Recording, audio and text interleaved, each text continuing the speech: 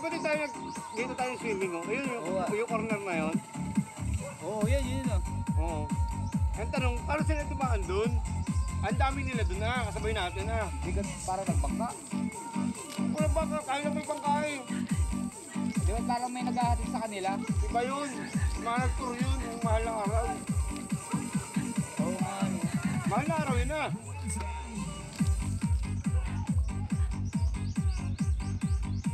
Tao, paano sila punta doon? Hello guys, andito na tayo sa Pagbilao, Quezon. Papasok na tayo ng bayan. Ito, kung makikita nyo dito sa kaliwa ay simbahan ng Pagbilao.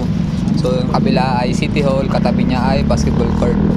So dito, medyo hindi maganda ang daan dito guys. Ayan, medyo lubak. Ayan, makikita nyo. Ito yung kaliwa, yung simbahan yan. Tapos magkatabi ito, Bureau of Fire. So guys, andito na tayo sa Barangay Binahaan, Pagbilao, Quezon. So medyo malapit na tayo sa sa papuntang Pulo. Siguro mga 20 minutes mula dito sa lugar na to. Ayan. Shoutout nga pala sa mga Pagbilawins. Shoutout sa inyo.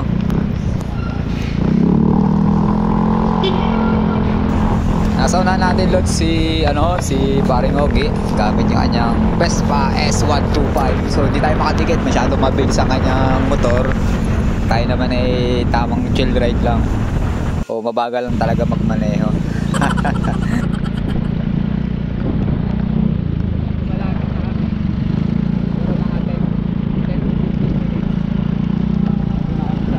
Yan si Paring Ogie oh. Yan, na-overtake na yun. Yun, pinalusot kami nung driver. Shoutout sa iyo kuya, bait mo. Suminya siya na pwede na kami pumasok. Lagi ka ingat kuya, salamat.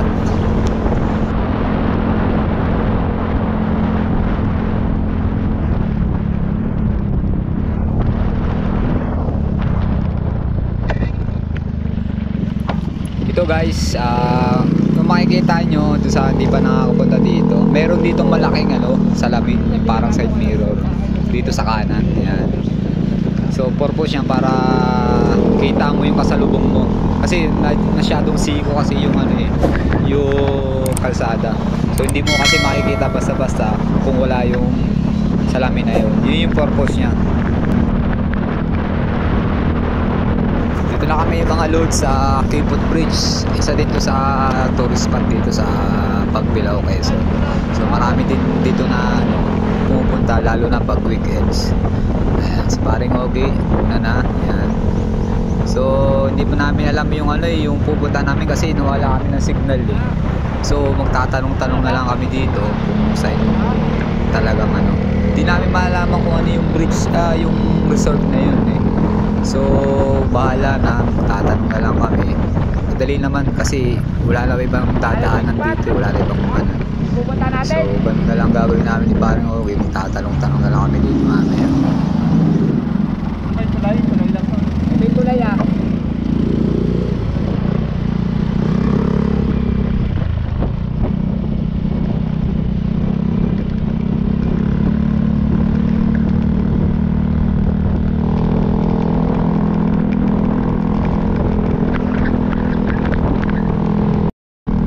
Nakapasok na kami mga lods sa Barangay Pulo, Pagbilao, Quezon. So malapit na siguro kami dun sa pupuntahan namin. Hindi namin mamaps kasi gawa ng walang signal kanina eh.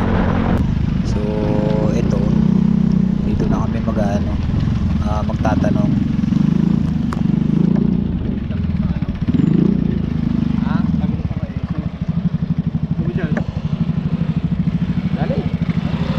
So guys, nakita namin sa may punong yun, yung Tagum Paraiso. So nag-decide kami ni Paring Ogie na dumiretso na kami. So hindi naman talaga yung aming pupuntahan. Hindi namin mabanggit kung ano yung nakita namin sa Facebook, kung ano yung resort na yun. So dito na muna kami, nag-decide na pumunta. So baka next week yung pupunta namin yung isang resort talaga na target namin na spot.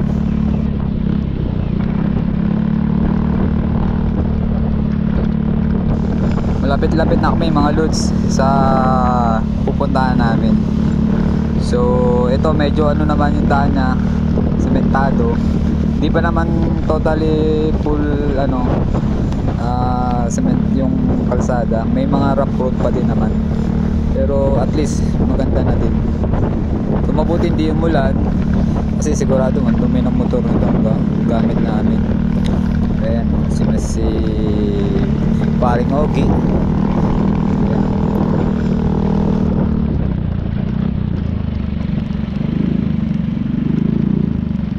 Bago na siya maxit. Taro. Kita ako kay Wangkay. Yun o. Kami. Medyo may tag na. Wow.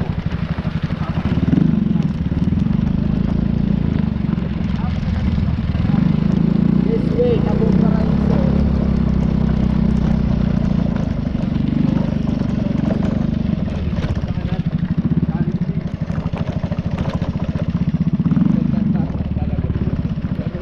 Kaya natin yung tsura doon sa loob.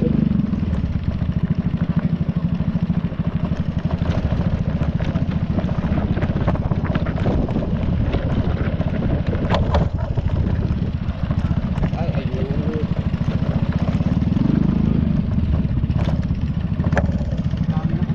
Ay, dami yun. Nakamotor oh.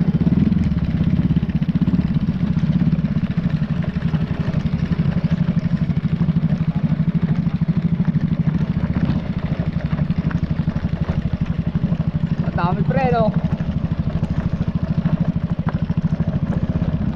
Kami guys, ang dami pala ngayon dito. Bagay, weekends kasi.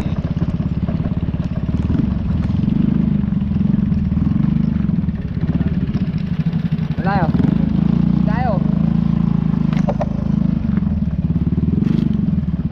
O doon. Harangan kita.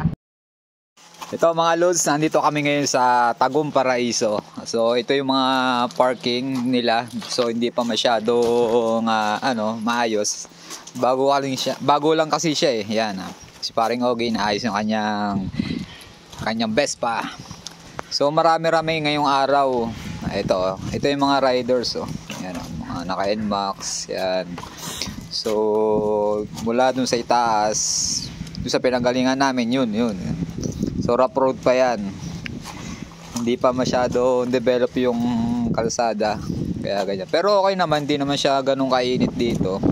So tara guys. So guys, pababa na kami. Yan, si paring Ogie. Kala mo punta ng Dibo. Yan oh. Yung bababaan kami. Yan. Kaya namin bumaba. Dito kasi yung pinakandaan niya. Paring Ogie, ang pugi talaga ni paring Ogie oh. Alam mo lang pupuntang Dibu eh. Yan oh. So kami guys, yun oh. Uy, may dalawa oh. Yata itong jowa oh. LQ ba kayo bro? Yun oh, may kiraan lang po. Yan. Ba ito? Tama ba yung dinadaanan natin? Yan. Ayun oh. Parang Ogie talagang poging-pogi sa kanyang suot ngayon eh oh. Ayun o.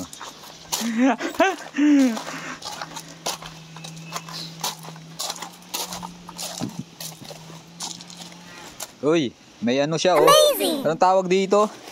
Pre, anong tawag doon sa inihila? Parang may puli. Karga ng mga kupra yata yan. Tsaka nyug. Para hindi mahirap pagbitbit. Ayan. Pre, ano ka na sa Dibo ah? Late ka na. Dito tayo swimming oh. Ayun yung corner na yun. Oo, yun oh. Oo. Ang tanong, paano sila dumaan dun? Ang dami nila dun kasabay natin Bigat para nagbangka. Wala baka, kaya na may bangkain. Diba parang may naghahatid sa kanila? Iba yun. Mga nag-tour yun, yung mahal na araw. Oo nga no. Mahal na araw yun Guys, ang linis ng tubig dito, ang linaw oh.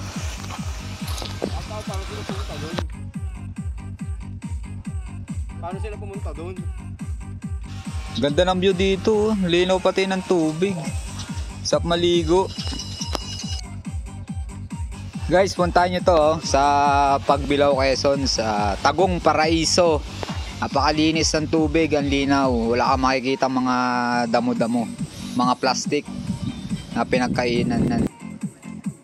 Ito guys, located siya sa Barangay Pulo, Pagbilao, Quezon. Madali naman siyang matagpuan. So, yung mga taga ibang lugar, madali naman siyang i-Google Map. So madali naman pag nandun na kayo sa may binahaan, madali na ituro ito, dire-diretso lang kayo. So may marami naman pwedeng pagtanungan. Dito tumambay lang kami ni Paring Ogie at hindi naman talaga ito yung pupuntahan namin. So baka next week sa naman kami, Chica Islands. Dito rin yun, malapit. Dapat kaliwa kumanan kami. Kaya dito kami napapunta sa Tagum Paraiso. So hindi naman kami nagkamali sa pinuntahan at napakalinis tsaka ang linaw ng tubig. So hindi lang kami nakapagdala ng panligo para makaligo din. So dito bali 100 pesos yung entrance fee. Yung one day niya 80 pesos, tapos yung environmental fee ay 20 pesos. Bali 100 pesos. Ayan guys, ang linaw ang linis.